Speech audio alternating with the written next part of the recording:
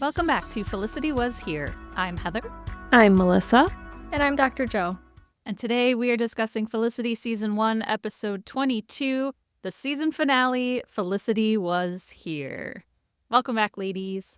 I can't believe it's the season finale. It's so crazy. Yeah, how do we get here? I don't know. It's been a long journey.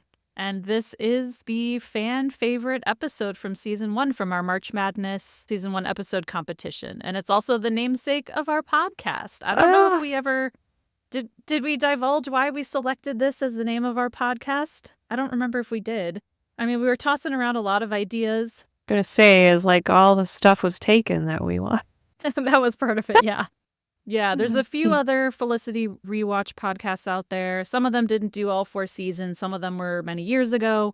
I think Dear Sally is like the most obvious one that we could go with. But then it just, as we were looking at some of the other episode titles and thinking of other things like Felicity Was Here, it just really resonated with the fact that, like, A, the show was here, right? Like, we want to remember that the show existed and it had a pretty niche following. Like, we only got 4 seasons. It never reached the same heights as like a Dawson's Creek or a 90210 or a Buffy, which had, 9 seasons, something like that, 10. And so we're just, we're here to honor Felicity because it was an amazing show and not as many people knew about it or watched it. And so, yeah, we just thought that not only was there a tie to this season 1 finale, but it just was really fitting that we wanted to honor the show and celebrate it because we're just the biggest fans of the show. So that's where we got the name of the podcast from. So we're so happy to finally be here at the finale of season 1 talking about it. And we're so glad that all of you love this episode too, because we definitely do. And we have a lot to discuss today. So last week, just as a reminder, Felicity and Noel decided to cool things off before Noel goes to Berlin for his internship. Ben and Julie also broke up because things were too serious, but Ben still persuaded Felicity to go on the road trip with him over the summer, leading to an almost kiss in the back room of Dean and DeLuca. 2 people who did kiss, though, are Elena and Dr. McGrath, who took things beyond just a teacher-student relationship. So this episode, just at the top here, wanted to note that the music, to me, was very expressive and dramatic in this episode. We've mentioned a few other times that what the music that plays on Hulu on streaming is not the same music that played on the original airing. But I still do think that in certain spots, they still got like a good replacement song, but I will also talk about like what the original song was. But I still do think the replacement was very good. So we open with Felicity heading to work as Carmen's Suite No. 2 Habanera plays. So that's an opera. And I really liked that they brought some of this opera music into the episode because it just made everything feel a little bit more dramatic. I don't know if you all feel that way too. It did feel dramatic. It definitely heightened the drama. But I feel like it also gave it like humor because it like wasn't a normal song that they would play in this show. So it kind of made me chuckle a little bit. But yeah, definitely upped the drama. Yeah, that quirky drama that only Felicity can give us. The humor and the serious, yeah. I think when we were doing our March Madness voting, one of the people commented on our Instagram that they almost wish that there was a different song playing, something a little more romantic for their first kiss. But we will get to that. So first, though, this Carmen song that they did pick for Hulu, the full name for this aria is in French. I'm not even going to pretend to pronounce it because I will butcher it and embarrass myself. But the meaning is love is a rebellious bird. And I thought that was very fitting. Like, we got a little love is rebellion here. And the opera itself tells the story of the downfall of Don Jose, a soldier who is seduced by the wiles of the fiery Carmen. Jose abandons his childhood sweetheart and deserts from his military duties, yet loses Carmen's love to the glamorous Escamillo, after which Jose kills her in a jealous rage. So I thought it was cool that there's even a love triangle in this opera that they picked. And again, this wasn't, necessarily the original song, but I think the replacement still gave the right tone and had some connections to the story here, which I liked. Very clever. But Felicity tells Sally that she's been thinking about the moment with Ben. And she's come to the conclusion that obviously it was all in her mind, which, if history tells us anything, it was all in her mind. Like the teeth flicking, the salsa, all of that stuff has been in her mind. So I can see where she would come to that conclusion. But she's out Dean and DeLuca at work, and Ben got a haircut, and Felicity's staring at him and thinking about their almost kiss in the back room. So she's stacking heart-shaped cookies, very convenient. and is reminded of why she came to New York in the first place, what it felt like in high school, and what she used to feel for Ben. So this almost kiss has dredged up all these feelings for her. But she said it was nothing because otherwise life would get very complicated. But then Ben comes up to her and asks, "What the hell was that?" It's like, "What?" He says, "Did you and I almost kiss?" She says, "I don't know, did we?" She loves answering questions with questions. So I don't know, did we? And Ben says, "I think we did." And they're like, okay, like this could get really complicated. And we know it does. I want to add something about the cookies. I don't know if you noticed. Obviously you noticed they were heart-shaped, but they were half chocolate, half plain.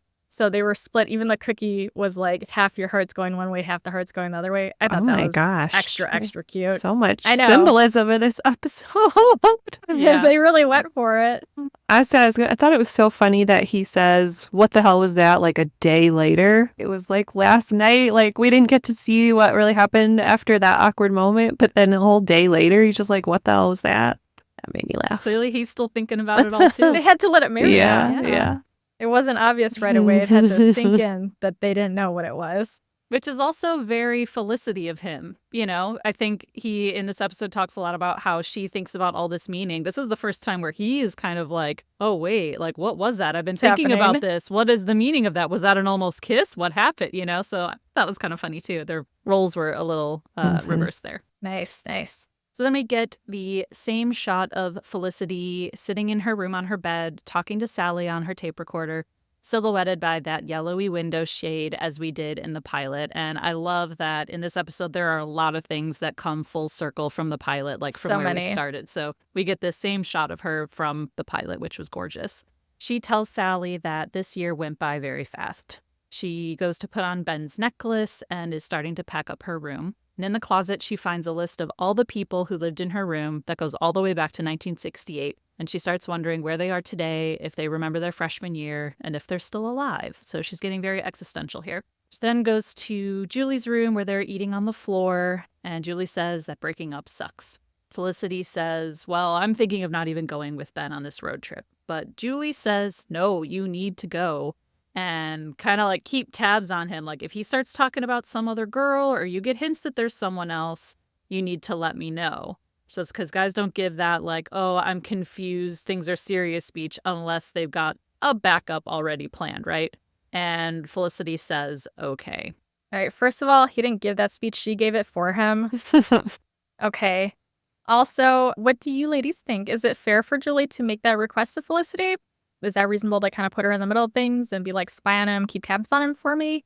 Also, leaving aside this whole had a crush on Ben since forever thing, would you be willing to do it? Or, would you want to stay out of it? And does it matter if he does have a crush on somebody else or is interested in somebody else since they already broke up? And Julie, is the one who broke up with him anyway. What do you make of all that? Are these requests fair, reasonable, or logical in any way? Okay, so look, is it fair? No. But I think a lot of us in this situation, we would continue these days to stalk their Instagram, their Facebook. Like, we keep tabs on our exes. I think that's just kind of a normal thing, especially because it did kind of come out of nowhere for him to all of a sudden be questioning things. And if she does think that something's going on, I could see where she'd be curious. Now, it's a little different because Felicity is such good friends with both of them now that does put her in the middle. That said, ovaries before broveries. You probably should be with your friend and if, like hang with her and back her up instead of like covering for the guy if there are other things going on. So, I mean, do I think it's fair of her to ask that? Probably not, but like I think it's pretty natural. Like we all want to keep tabs and know what's going on and, does it matter? No. That's what I immediately thought. I'm like, well, it doesn't really matter. You're broken up. So even if there is someone else, it's not like you need to know that information, but are we all curious? I think so. Yeah, I think it'd be fair for her to ask that if there wasn't this whole history with Felicity and Ben. Like, if it was just another different friend, sure, yeah, do a little stakeout, see what you can find. But I don't know. It's just weird. It's weird that they're even, at this point in the episode, like, still talking about Ben and Felicity just going together. Like, I feel like that's kind of strange. I know she's friends with him, but it's just the two of them. It's not that cool group hang anymore. It's just weird. I don't know. I think Julie If I were Julie, I'd be like, you don't have to go anymore. That's going to be awkward. Yeah, I think once Felicity says, I don't even know if I'm going to go, it's weird for her to be like, no, you have to go because you have to tell me, blah, blah, blah. That's a little weird. If Felicity was just going anyway and she said, let me know if you hear anything, that's different. Yeah. All right, sounds good. Thanks, ladies. Do you have an opinion? Nope. No. Nope. I'd probably do something rotten in real life. But my adult self would be like, I'm going to stay the hell out of this. My name is Paul. This is between y'all. I would just not want to be involved. As my grown self, as my younger self, hell yes. I'd get in the car with him, and I wouldn't be spying on him. I'd be lying on him. No. On top of him, underneath him, all those, next to him, all the things. That's what's what. Yeah. I don't know what else to say. Absolutely. Yeah, that's all I got. And then lying, fibbing to Julie about what's happening. Yes, lying all up and down, all around. Yes, that's right. That's right. Nope, he's got no one else in on the back burner. Well, I always say I'm nobody. I'm not a real person. That would be really truthful in my spirit. That's true to my spirit, so. Nice. Yeah, loopholes. So then Julie goes to the loft to pick up some of her stuff that's left there because she was basically living there. And Ben couldn't find this hard drive thing that she was looking for, but he says that she can come back whenever she wants. But Julie goes to give him his keys back, and he says to keep them because she knows she's going to come back, which I thought was a little open. And I don't know, to me, it kind of gave her a little hope. Maybe at that point he was still thinking like we didn't need to break up. But like to me, it almost gave her a little hope that like we could still get back together, or this doesn't have to be permanent, or it might be a break. So I don't know if you were getting any of those feelings, but I feel like it gave her maybe a little bit of hope and wasn't really kind of him to say, unless he was being very specific to, you're going to come back to look for the disc. I don't know. He left that part out. So. Well, she was practically a fixture there. Yeah. So it'd be hard to imagine her not returning in some capacity, like even just on a friend level. And I think to me, it really spoke to how much he was trying to be as friendly and decent about this whole split as possible, more than she probably would have latched onto that and maybe gotten some little glimmers of hope. I don't think he meant it that way. I think he was just trying to be like, let's be friends, not have this be turmoil and discord. But like have keys to my apartment? I don't know. Like just friends. I don't know if you have keys to their apartment. Kind of thought it was ballsy of him to say, you're coming back. Like, she's still mad at you, bro. Like, why are you saying you're coming back? Like, he's so cocky about it. You're coming back. Like, she's upset. I didn't see it as cocky. I think he's a dum-dum and doesn't perceive all these things. I think he's unaware is what I meant to say besides dum-dum. I think he has a lack of awareness. Dum-dum's appropriate. I think it is. I kind of have this theory that the shorter Ben's hair gets, the dumber he is. Do you guys notice that? We're going to have to track that. Because I'm watching season 2 right now, and it's kind of happening, so. I will say I do like the longer hair better. Yes. This is a little too short. I like it when it's like maybe medium. Yeah. This was a little, it's too fresh. Although the buzz cut in season 4, that's when I had like my Ben awakening where I was like, okay, yeah, he's hot. Okay. Okay, looking forward to that. So she asks Ben if he's living there next year. He is. And then Ben says he'll call her. As she goes to leave, Julie says, you know what? Don't. I don't want to look forward to a phone call as awkward as this. She says, have a good summer. And I think that's fair for her to say. Yeah. And I think if that's the case, if she's trying to have a harder line here and a break, like a hard cut there, she probably should have just given him the keys or just like left them. If he won't accept them in his hand, like, leave them on the counter somewhere. Just be like, no, we really need to have a clean break. Give me some space and we'll revisit hanging out in the future. But this needs to get shut down all the way for her to recover. Just because he says, oh, you're coming back doesn't mean she has to keep the keys. She could have given them back. If she was going to say don't call, she could have given the keys back too. Unless she was keeping them just to look for her things and then was going to leave them. I don't know. But yeah. Well, it's a convenient plot point at the very least. It is.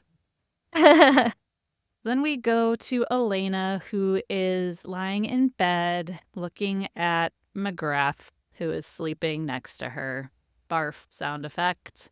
I'm sorry. It's so nasty. It's barfy. It's I know, bad. I know. But she does. Warming up to him. I'm sorry, what? Why? PhD's revoked. Because I watched Fright Night. I will talk about that later. Oh. But it occurred to me, when I was getting my degree, I had a professor crush, and he wasn't a super, super, super hot dude, but my friend and I had this big crush on him because he was just so cool. And I think I talked about this before. He was just so brilliant and so passionate about the work he was doing, and we were just so captivated by it. And I think he has a similar presence in the show to Elena, that she'd really admire him and have that crush.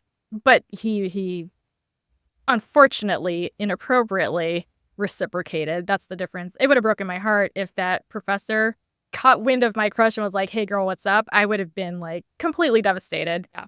So I think that's the difference. But yeah, No, he I was think hot in 1985. Having a crush is fine. It's normal. But yeah, like, Yeah. he stepped over the line. He crossed the Yeah, line. he stepped over the line for sure. But Yeah. I can comprehend her having a crush on him. I don't think I Elena's don't- gross. I think yeah. he is gross. Yes. For Yeah, he's sleeping gross with for her. participating Yes. in all this. Yeah. And totally. it just makes me feel icky that she likes him because he did all this stuff. So Yes, that is all barf. Yeah. I completely agree with that. I'm just saying he was hot in 1985. I don't want to drop that. That's the hill I'm going to die on. Just letting you know. So she gets out of bed. She does look absolutely gorgeous. Again, had a glow up in these like last 2 episodes, but she's just kind of walking around his room. You can tell she's in this little bubble of feeling amazing, like her, fantasy dreams are coming true. And she sees that there are papers on the table. It's the final exams. And she starts flipping through them because McGrath is still sleeping. So she sees her paper and she got a B-, which to her is like an F, right? Because Ouch. Elena's used to A's. I mean, yeah. Yeah. So that is an F. McGrath starts to wake up. So she, just kind of jumps back from the table, like, isn't looking at anything, right? And that's the end of the scene. But I will also say how convenient that he just leaves out the final exams in this room when he knows that he's going to have a student over. I'm assuming it's his place, not the hotel room. Either way, he just happens to leave the final exams out. I think that was shady. Bold as hell, though. Have a student over is the bold part. Like Yes. like leaving. At that point, what does it matter what you leave out? But You've I already think crossed he this big wanted line. her to see What? her grade. I don't think so. No. So then she I can think he see just it doesn't later. care. Oh, like know that he changed it later. I don't know. But Otherwise, she would just be like, "Oh yeah, I got an A because I always do." But now she knows that he changed it. I think that was on purpose. maybe. Could have been. It could have been. I didn't get that. I think it just was because he's sloppy and messy as a human. Yeah. So he would do something like that and not really consider the implications around it because he's selfish. So I don't know. All right. But I do want I I do want to give a shout out to the actual Chris Sarandon, the actor, the person. This man is 81 years old and he is very active on Instagram. He's 81 now? Oh my God. Does he still look good? And I can't believe how much he posts on Instagram. And he's like gardening and he's got his own podcast, you guys. He's got a podcast about cooking. He's really an active dude and he's 81 and I can't believe it. And he's going to the little cons and stuff and, doing his Jack Skellington thing right now. And I think that's really cool. Good for him for, living it up. He's not letting age stop him. He's just living his life. I think that's amazing. Oh, I found him. Yeah, he doesn't look bad. He's got a fucking podcast. He's like gardening and he's That's what I'm talking about. He's getting some his onions, like his he's picking some asparagus and some potatoes. Yeah, he's still got it. He's the cool dude. he's wearing an earring in one of these. Wow. I don't know. It's like how progressive of him to just, be with the times at that age. I good can't for believe him. it. Good for him. Also good for him in Fright Night 1985. Hot. I'm done. Noted. Tag him when we post this, okay? I'll do this little sound snippet and make a reel just for him. See if we can do a collab. Seriously, he might. He can come on our podcast. We can go on his. I'll eat his food. Yeah, he's got a pot. He knows how to do this stuff, even though he's 81. Exactly. Yeah. Exactly. We That's so can ask impressive. him how he feels about the Elena storyline now. Mhm. Yeah, this is it. Chris, bro, come on the pod. So then we go to the mailroom where Noel comes up to Felicity and says, "Come with me." He says that he was in bed alone last night, which was really weird because, him and Felicity are just friends again. And he had an epiphany. She should come to Berlin for 2 weeks. Conveniently, the same amount of time that she would be on this road trip with Ben. It says, and I kind of already ordered your ticket, but it is refundable in the off chance that she says no. So then no one gets hurt, quote unquote. And then he tells her, don't say yes now, think about it, and then say yes later. So she says that she will think about it. And she tells Sally, but like, really, what's there to think about? A trip to Europe with a guy you love who's your almost boyfriend. So she tells Sally that she's decided to confront this Ben thing head on and is going over right now. I wonder how that's going to go. But I gotta say, I don't know why this couldn't have been a phone call if she was really that dead set. Exactly. And why she's still wearing that necklace. Like, the man you love, but she's wearing a necklace another dude gave her. I don't understand her right now. She doesn't understand her.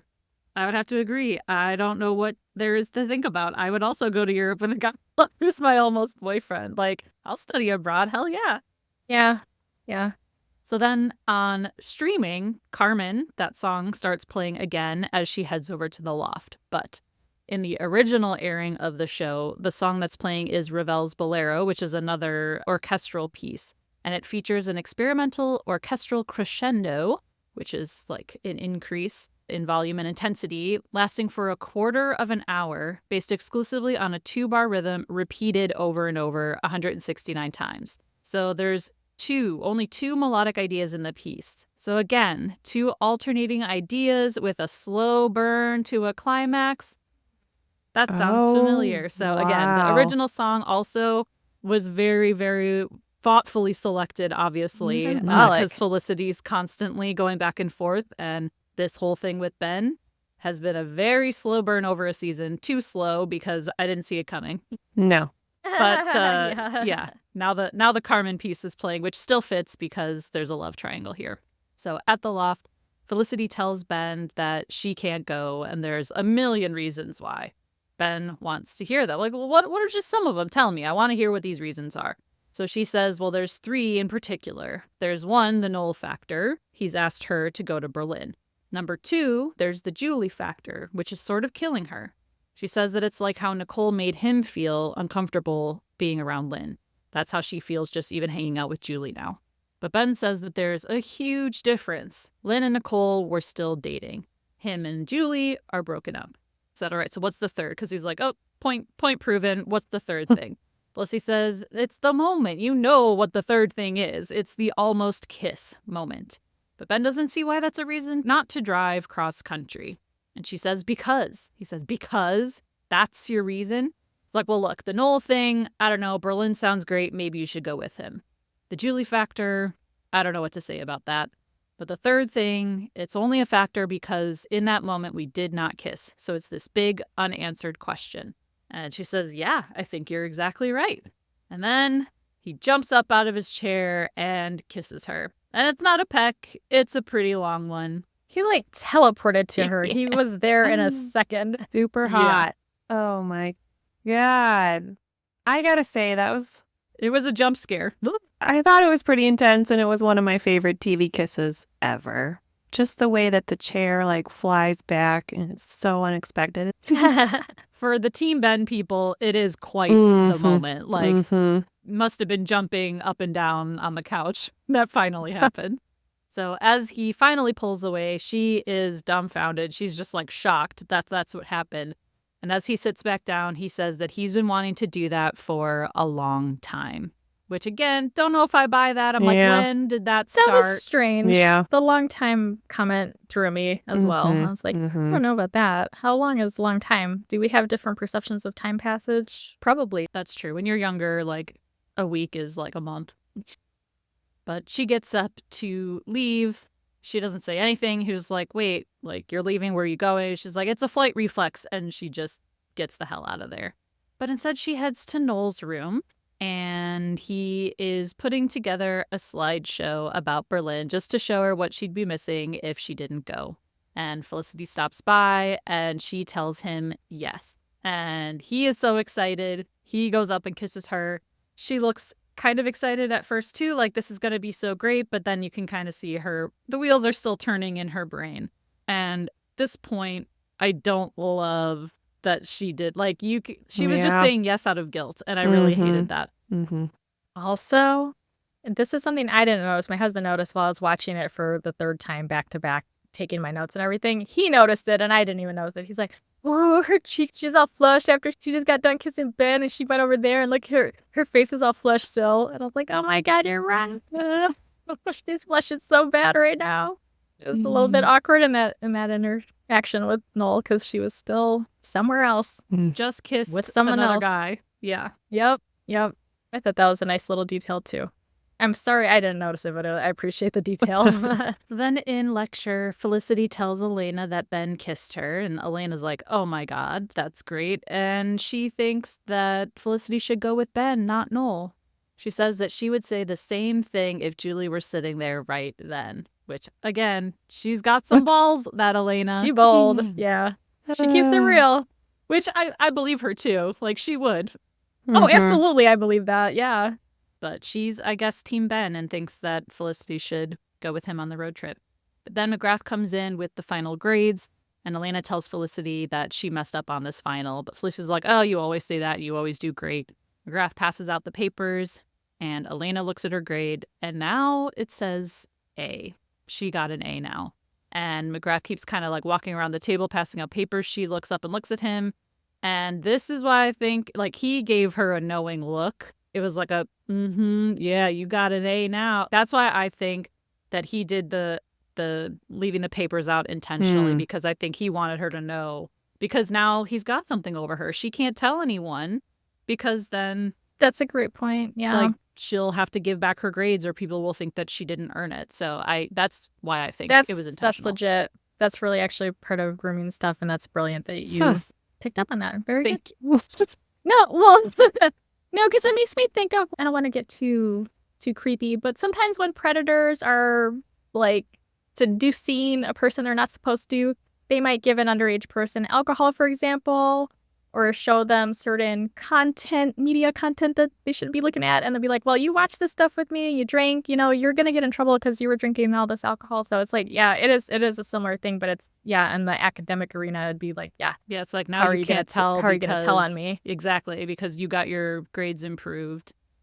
I think his looks said a lot to me. That's excellent.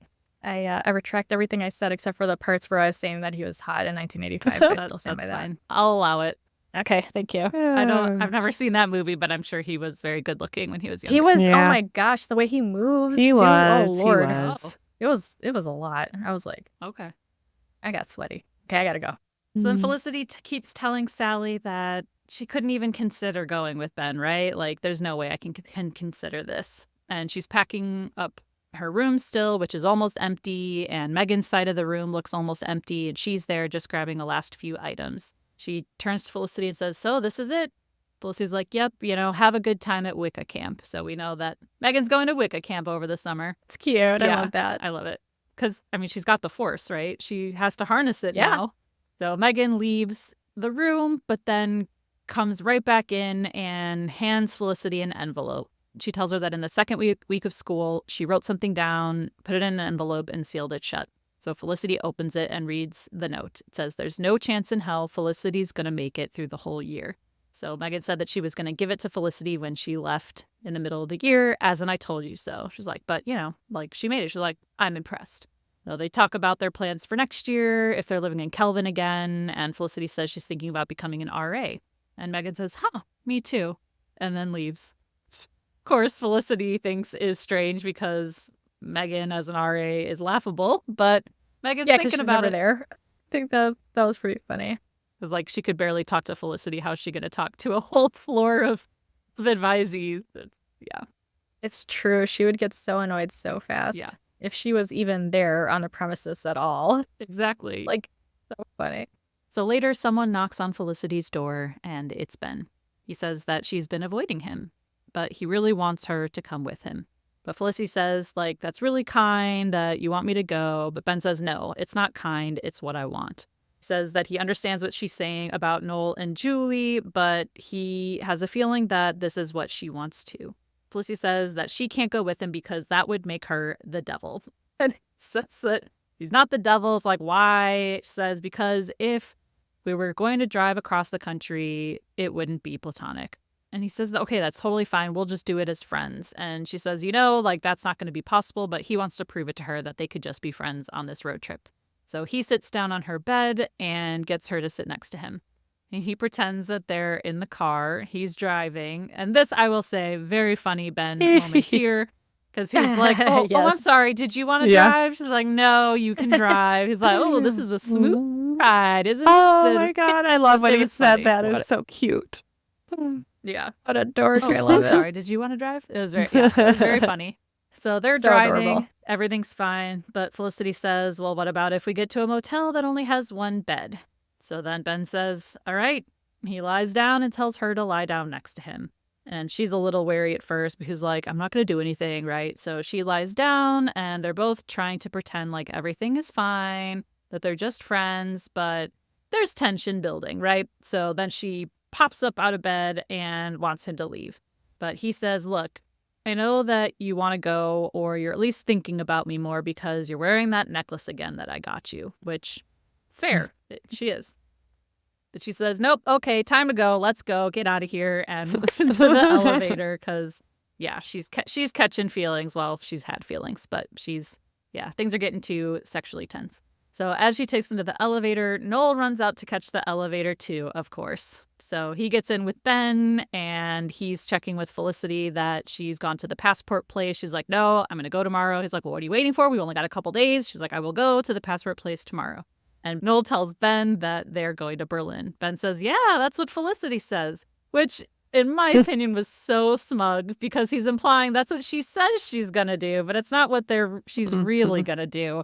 And that's mean, like, Noel hasn't done anything to him. He's a little cocky. He gets cocky sometimes. I feel like, if anything, he was teasing Felicity more than he was teasing Noel. Like, because he felt the vibes coming off of her. Because when they were laying down, I felt like she wanted it so much more than he did. And that's why she sprang out of the bed, because her feelings were building. I think he's kind of making fun of her a little bit because she's so non-committal and conflicted and still right in front of Noel. Didn't like that. But he doesn't know. He doesn't know, so he's not like like laughing at him. It's smug. It's cocky. But the elevator doors shut as Felicity looks at both of them. So those are, again, her two paths off down the elevator together. It was, loved that shot. Felicity does go to the passport place to get her photo taken, which, again, great callback to the pilot when she's getting her ID photo taken. And she's kind of bullshitting around with the photographer, talking about Germany. He's like, oh, do you speak German? She's like, no. And then as she's getting her photo taken, she asks him, this photographer has ever driven across country. Says, oh, like a road trip? Yeah, absolutely. He's like, you gotta do it at least once in your life. It's so romantic. Oh, yeah, driving across country is great. And then he says, yeah, enjoy Germany. But clearly she's still thinking about driving across the country. Yeah. If she's getting her passport photo taken and asking some random dude what he thinks, she's clearly tormented. And I didn't have time to confirm this, and I had some DVD player issues, but I believe that the photographer's voice is J.J. Abrams. I was going to ask. I thought it either had to be him or Matt Reeves for sure. I think it's I JJ. looked it up and I tried to Google it and I couldn't find anything. And I was like, Heather's got to know this. I'll confirm at some point somewhere on the pod or in Discord or something because I do have the DVD commentary, but I was just not able to access it in time for recording. But I think that's JJ's voice. Yeah, drop it in the Discord. Yeah, exactly. Then we go to the lecture hall where Felicity's sitting and Julie sits down next to her and says, I know who Ben likes. Felicity tenses up immediately and says, did he talk to you? So she did neither confirm nor deny or start apologizing, but she was just like, oh, so did Ben talk to you? But Julie says, no, Lynn did, and he told her about Nicole. Felicity says, so you think Ben likes Nicole? She says, yeah, apparently she was making these moves on him, and that's why her and Lynn broke up. She said, wait, did you know about that, about Nicole, and you didn't tell me? And Felicity says that he mentioned something at work about Nicole paying a lot of attention to him. Julie, I think rightfully so, is flabbergasted that Felicity didn't tell her about this. But Felicity says that she doesn't think Ben likes Nicole. Julie says, well, if it's not her, then who is it? Why do you both think she never told Julie about Nicole? Like, why was she protecting Ben more than her friend Julie? Because Ben wasn't hitting on Nicole. Nicole was hitting on Ben. And he hid from her at work. It's not like he was like, hey, girl, what's up? And like making eyes back at her. Like he was very uncomfortable. So clearly he wasn't interested and didn't want to pursue that.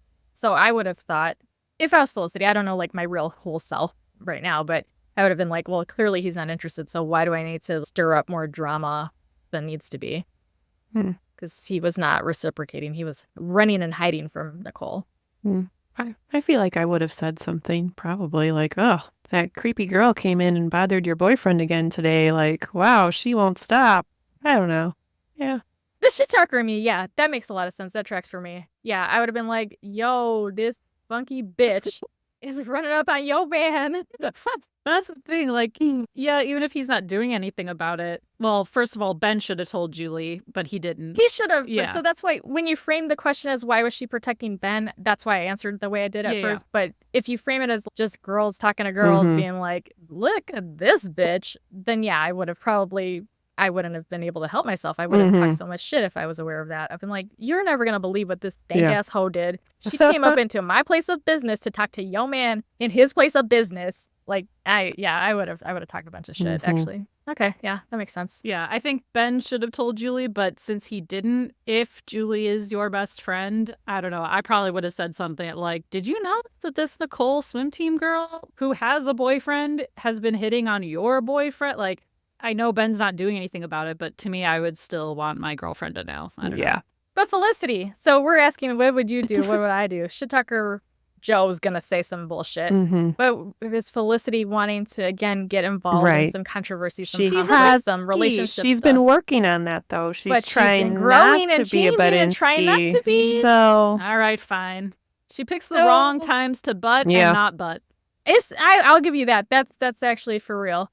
But yeah, I think that's an awkward position to be in. That is. But you know, ovaries before ovaries. That's a fair point too. But I think she's got enough, like her brain's scrambled enough, and it's the end of the school year and finals are coming up, and she doesn't necessarily need to get into this whole love dynamic with some other couple stuff when she doesn't even know what her and Noel are, and she's gonna go be like, hey Julie, I don't know what's going on over here, but you might want to check into that. I don't think she's got time. Ain't nobody got time for that. All right. Fair. Felicity doesn't have time for that. Yeah. I don't think she wants to deal with the awkwardness of that. I think that'd make her very uncomfortable. Well, Felicity tells Sally that at that moment she should have just come out and told Julie that the girl that Ben likes she thinks is her. But then Julie would have asked her how she feels about Ben, and she doesn't know how she would have answered that question. But Felicity says, what if I considered going with Ben? Considering doesn't hurt anyone. Well, if that's accurate. Oh. Yeah. It's not helping anybody. Doesn't hurt while it doesn't help, that's for sure. So it looks like probably after work, Felicity's waiting for Ben at the loft. And they're like out in the city streets of New York with the steam coming up from the grates. And it's just glistening and beautiful. And she stands up and says to him, so what if we did this? And Ben just smiles his little smile. So they go up to the loft. And she tells Ben that she shouldn't even be there right now. It's just that she was trying to figure it all out, what it would mean if they went together. Ben says, why does everything have to have so much meaning? He says he's never met someone so desperate for meaning. He says, look, I'm leaving tonight. Are you coming with? He says, no, I can't because I'm the devil. He says, look, you're not the devil. He's like, and even if you were, I'd still want you to come with me. And she says, please, if I were the devil, you would not want me to come with you. She said, besides, there's other people involved. Ben says, but he can't help it. He likes her. Yes, she analyzes everything, which scared him at first, but she's smart about things. She's been a good friend to him, and he really likes her. So I'm going to pause there. I do think that part resonates. Like, yes, she is a serious person. That freaked him out at first. So I could see where, like, now that they are really close friends, maybe he's realizing, like, oh, but she is really smart because she thinks about a lot of things. But then the piece about being a good friend to him, I'm like, yeah, but Julie's been an awesome girlfriend to you too. Like, she was just there for you recently. So that part, I just, again, didn't feel like that gelled very well with the storyline. Like, oh, you've been a good friend. And I'm like, yeah, but Julie's also really been really good to you. So that didn't feel. Julie who? Joe's over it. Oh, God. Julie be gone.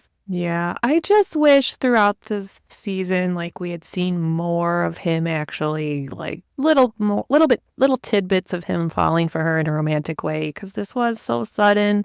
And I like that he did say that, like, he appreciates how good of a friend she's been and everything. I wish he would have given specifics, like, when you helped me after the gambling thing, that like really opened my eyes to you, or something more specific other than him just saying, I like you. Why does everything have to have meaning? Let's just do this. Like, I wanted it to have a little more meaning, to be more special, but yeah.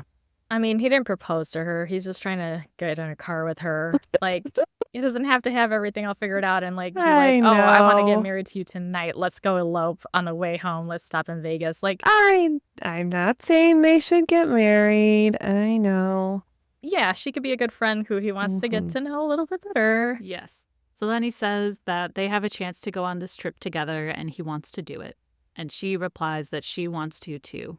And as they lean in to probably kiss again, who comes down the stairs but Julie? And my stomach still drops every time I watch that scene. That's rough. It's rough. She found her disc and neither of them say anything and she just leaves. And that too, I couldn't believe that they were like, wait, let's stop and talk about this, or I'm sorry. They just let her leave and they don't say a fucking word. It was crazy. Wow, they were so shocked. Stunned. But also, why was her disc like in Sean's bed area? Like, why was it up there? Why? Maybe Sean was borrowing it. I don't know. Yeah. But if they did try to talk to her, do you think Julie would have been able to receive anything they were saying in that moment? She seemed pretty pissed. No. So I don't know how much good it would have done anyway to be like, yo, wait, let's talk about this. She would have been like, fuck off. Probably not. But even just oh my God, I'm sorry. Yeah. I don't know. I just thought, they didn't even try. Yeah. But yeah, they were probably shocked. I think they were too shocked. I get why, but I just think it's wild that she just leaves. But Felicity, it looks like, does follow her and goes to Julie's room to tell her that she's sorry she heard that. And that was bold, too. It wasn't like, I'm so sorry that I hurt you. It's, I'm sorry you heard that. Yeah. Yeah, I mean, I think that's reasonable, though, too, in a sense, because, like, I'm sorry you had to find out about it that way kind of sentiment, I think, more than sorry you heard that, like, sorry I got caught kind of sentiment. But she does say she should have gone to her in the first place and told her up front. Julie says, no, that would have been hard. How do you tell someone you're trying to steal their boyfriend? Says that she... Hold on. Okay, no, actually keep going. I'm just going to bitch about this later. Oh, sorry. Oh my God, this girl drive me crazy today. Oh, okay. No, go. I want to hear. Trying to steal your boyfriend.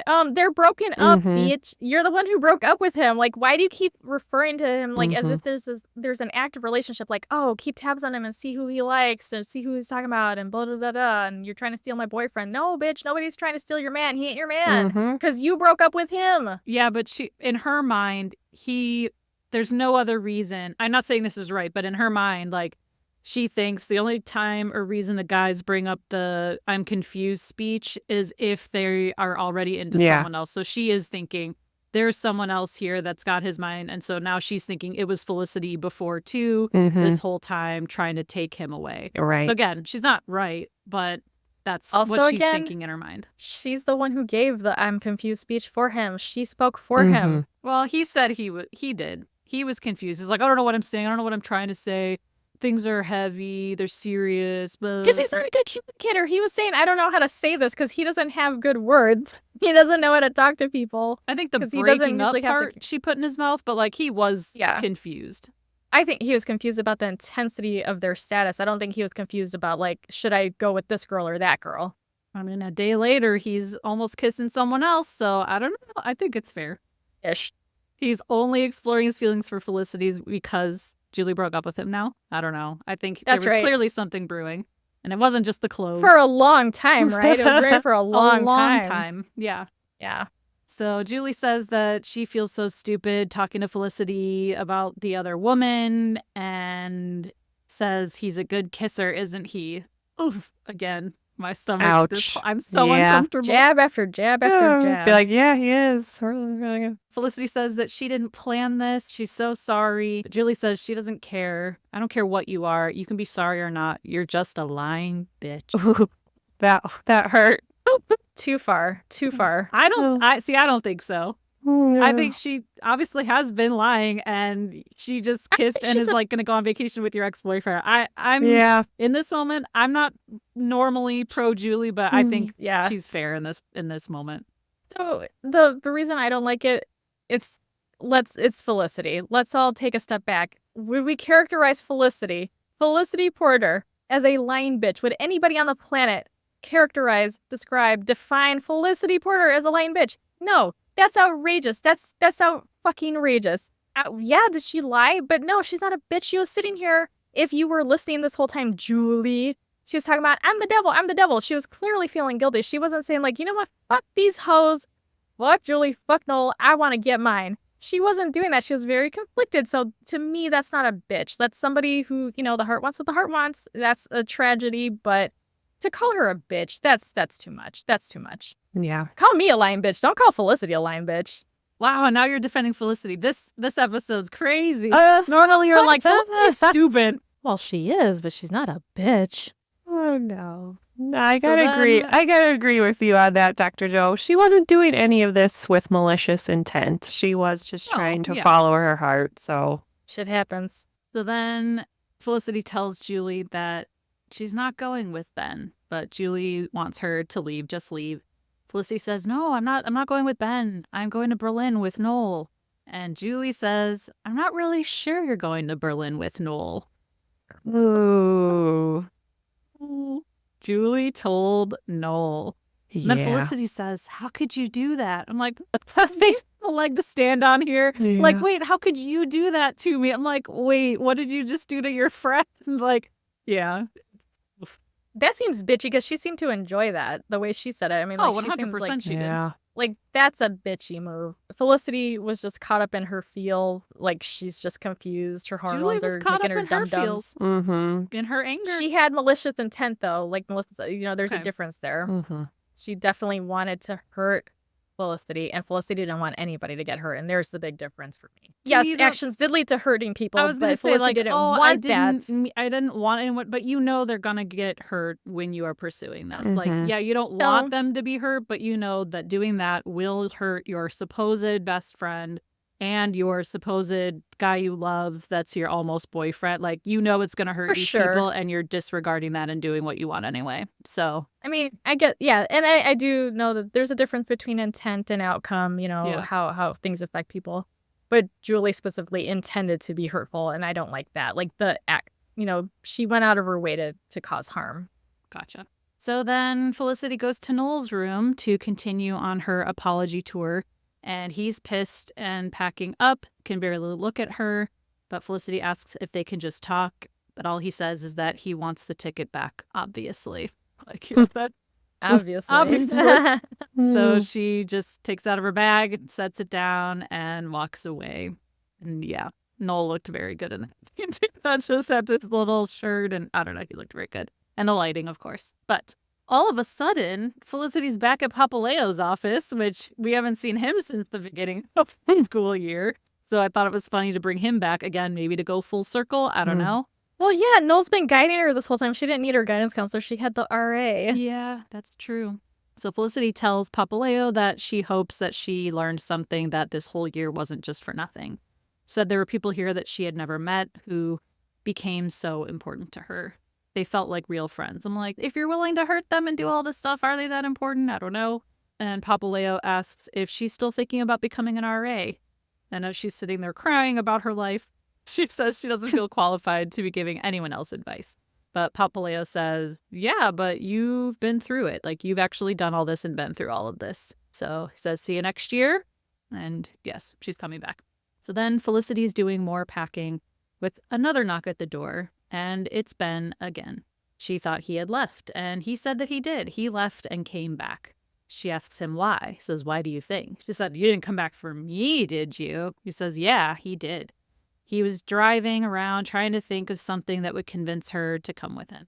And that if she were him, she'd have some great reason, some big speech with all this meaning.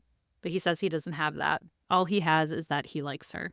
He says he never wanted to hurt Julie, and he can't stand how screwed up this is, but he can't help how he feels. So he says that this is the last time he's going to ask, will you come with me? Says he already knows it's a better trip if they're together. And that's very sweet. That's so then real. he says he's going to go back to the loft and wait until 10. And if she's not there, cool, that's fine. They'll see each other over the summer. But he's going to wait for her. So she says, I can't believe you came back. Thoughts? Comments? I mean, I just need some ice water. I like it. So then she keeps packing, and as she's moving a box, she drops an envelope with her name on it. And it turns out Noel left her a letter. And she reads it aloud to Sally. It says, "Dear Felicity, although it's true it seems impossible, 9 months ago I didn't even know you. Now I can say with absolute certainty that there's no one on the planet that means more to me than you.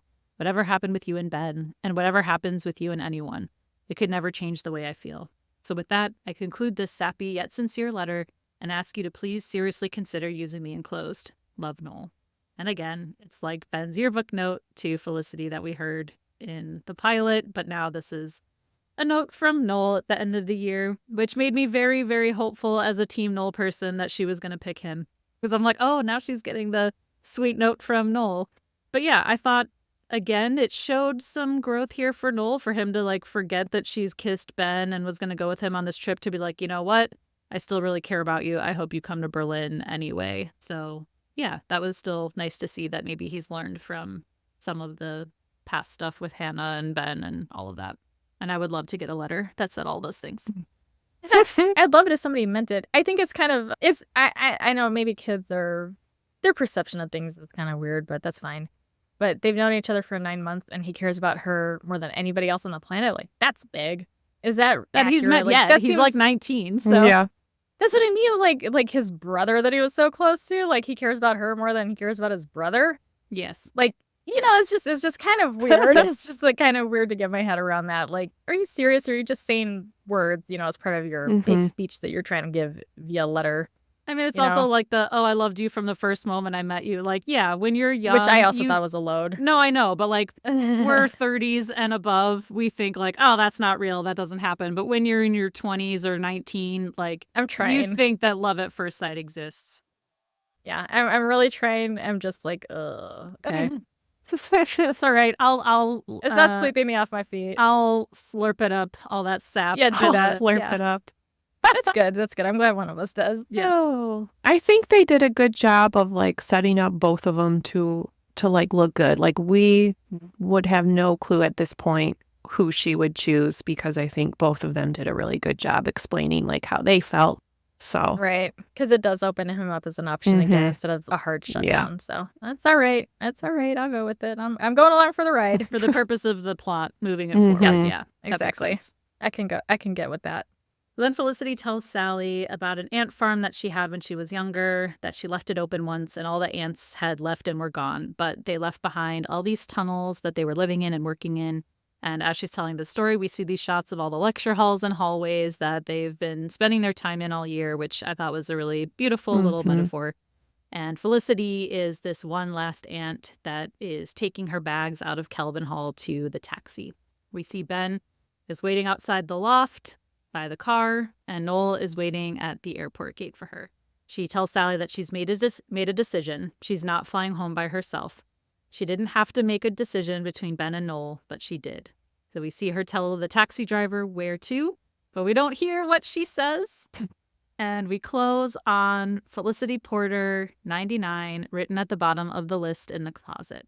And it's just utter perfection. oh yeah, love that. Her name. I just got chills. It was, I mean, I teared up. I tear up every time. Mhm. It's just like, That's good stuff. they told us just enough. Like, so she did make a choice between Ben and Noel. So we know it's not going to be like, oh, she chose no one and went to France by herself and discovered herself. Right? Like, we know she's going to choose one of these guys. And I think that I had like recorded this finale on VHS so that I could rewatch it over and over. And I think like that whole summer I was just rewinding that Lip last reading. portion. Lip reading. Yes. I was like, Yeah. oh, it looks like she says a street address, not an airport. Oh my God, like what's going to happen? And it was just like the most agonizing summer ever, waiting for season 2 to come out to find out who she picked. And I just thought it was one of the best cliffhangers of a finale, one of the best finales ever, one of the best love triangles. I feel like even Dawson's Creek, like, you know, spoiler alert if you've never seen Dawson's Creek, but it's also a 25-year-old show. Like, we know that Joey picks Pacey. Like, we don't have to wait she for should. yes.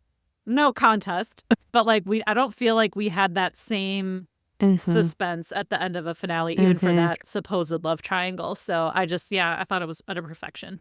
It was wonderful. And this season, I mean, I've seen all 4, and this season, obviously, to me, is the best. Like, everything about it was just perfect. No other season can compare. So it's kind of sad that it's over. True. But I think, yeah, there's still other stuff that I think a lot of people can look forward to in the coming season. Yes. That's right. But I just think like that overall feeling of it, like you never Yeah. really get again in the other seasons. So Well, yeah, it's kind of like that bittersweet feeling, like that end of your first year of college. It's like, oh, like I got through this whole year, and it's like, where did all that time go? Kind of like us getting through this first season of our podcast. Yeah, it's like a bittersweet thing. It's like, oh my gosh, we did it. It's like, oh my gosh. Well, in this episode, our hay counter was only 4. Oh. And that, again, I think it's because it was jam-packed and the conversations were heavy and they just got right into everything. There was no time for haze. So that might be our lowest hay counter forever. Let us know, though, folks. Do you like the hay counter? Should we keep doing it? I don't know. I think it's a funny little quirk about the show, but maybe y'all are like, I don't care about you counting. It would save us time. So let us know in the comments if you like the hay counter.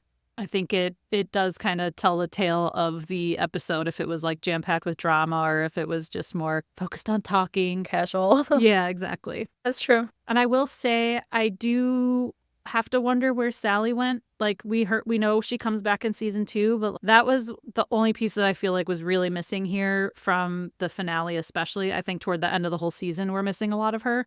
But especially in this finale, like it would have been so great to have her talk about like the end of her freshman year or like, oh, I'm so proud of you for getting through it and you did this and that. Like, again, I didn't really have an angsty away message this week because there was no Sally. So I think that's the only gripe I have about the finale is no Sally. Yeah, that is weird. Yeah. Megan was just a surrogate for us. It's just like you got through the school year. That's true. Like that's the closest thing we get to a Sally observation. Not as sappy. I think. Yeah, no, not a sappy, just straight up.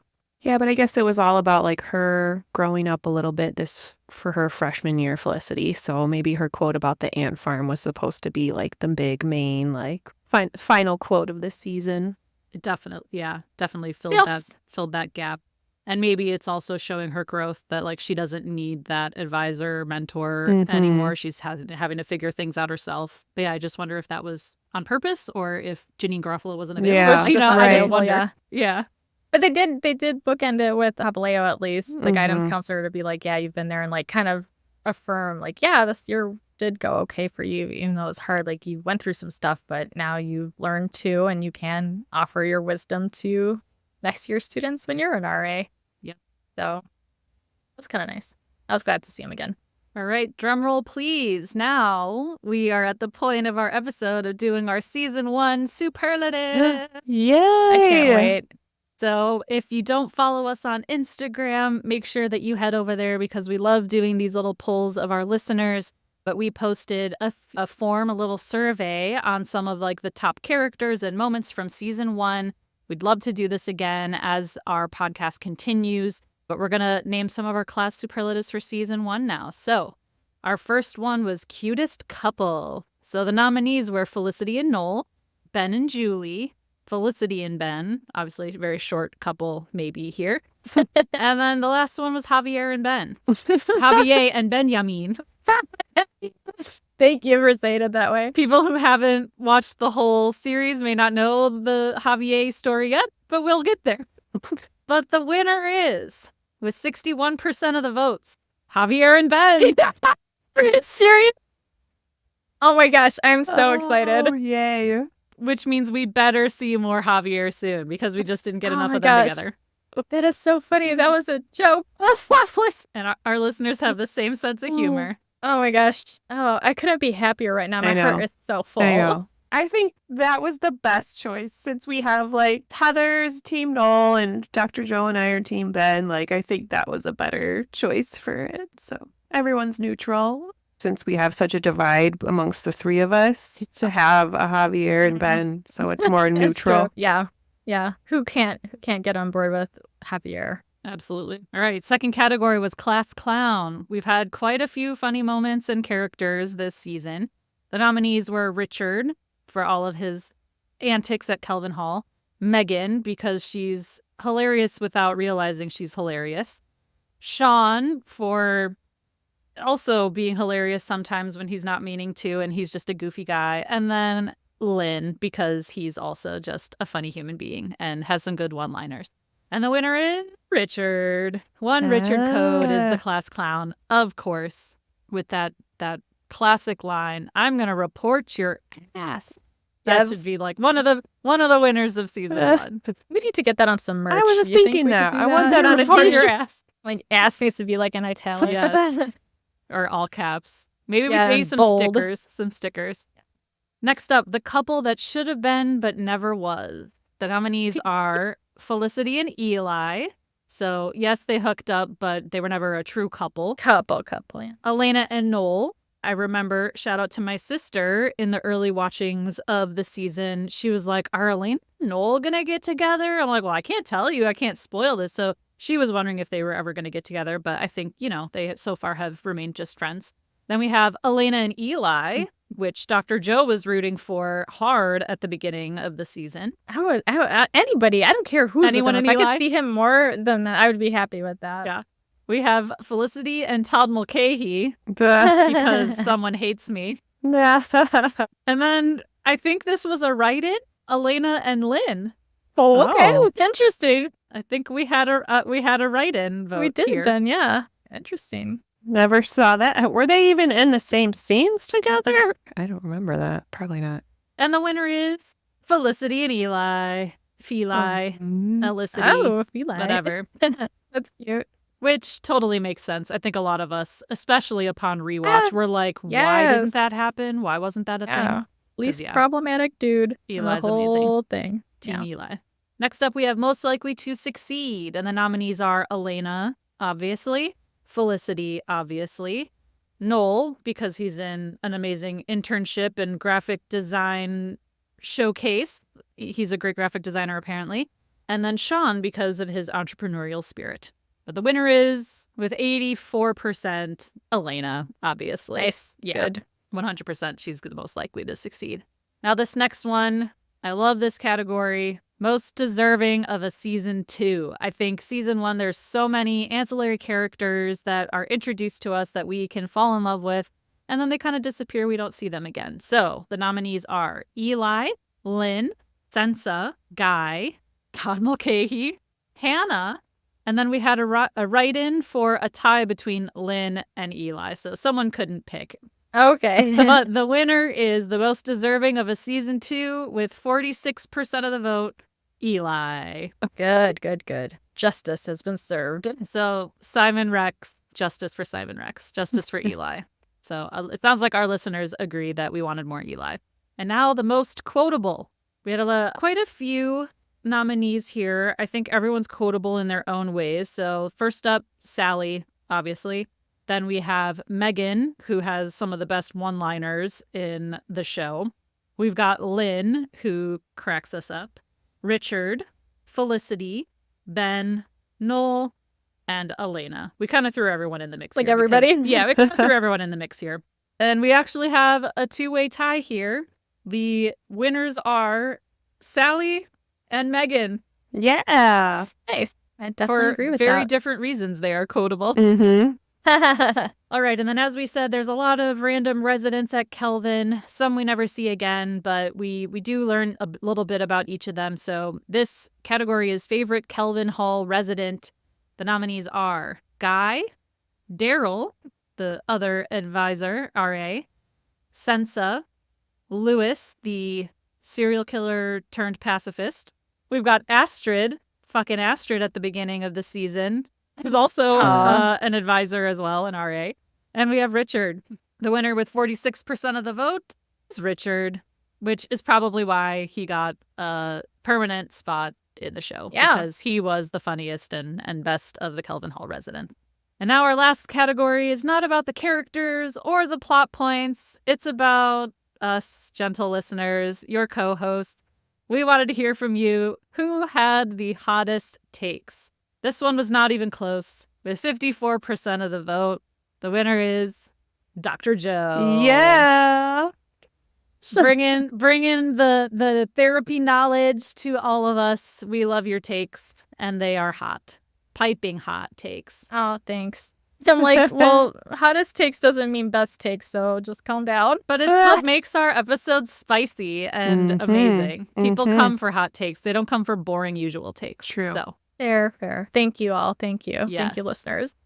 So thanks to everyone who voted. This was fun for us. We love hearing from you. Glad that Eli got some more support. Megan got some love. Elena got some love as well, and of course Richard. We'll see a lot more of Richard and the gang next season. So I guess just to end this episode, this season, again, we are just so thankful and grateful for everyone who has been listening and rewatching along with us. We started this, I guess, almost a year ago at this point. Started thinking about it, talking about it. And yeah, I mean, it was summer last year. And by the time we started, like, how do we do this? Like, how does one do a podcast? None of us have ever done this before. We're amateurs. We've learned a ton. We're amateurs. We've learned a ton along the way. We've definitely had some hiccups with technology, and it's just been such a learning experience and a labor of love. And we've been so grateful for all the outpouring of support and the reviews and the Instagram comments. Like, we're so grateful that we have this little community here starting, and new people are joining every day. So if you're new and binging along with us, just thank you so much. It means a lot to us. I don't have the words to describe it. Normally I have words. I don't really have the words to describe how meaningful it is. And it's just so much fun for us because we love this little show and we love sharing it with all of you. Well said. Thank you. Thank you, everyone. So we are planning a season 2. We will be taking a little bit of a break before tackling that, just because, as we said, there's a lot that goes into the podcast, and we all have our own full-time jobs and families and lives, and we're doing this on the side, but it's obviously something we really enjoy doing. But we are going to take a little bit of a break, and so we can come back refreshed for season 2. But we may be cooking a little something up in between. So stay tuned for more info on that. Again, follow us on Instagram, TikTok, Facebook. Send us an email at felicitywasherepod@gmail.com if you want to send us any other comments. Leave us a review on Apple, on Spotify, wherever you listen to us. We love the support, and it helps us grow and reach more people when you give us a great review. And we will see you for season 2. We can't wait. Bye, everybody. Bye. Bye.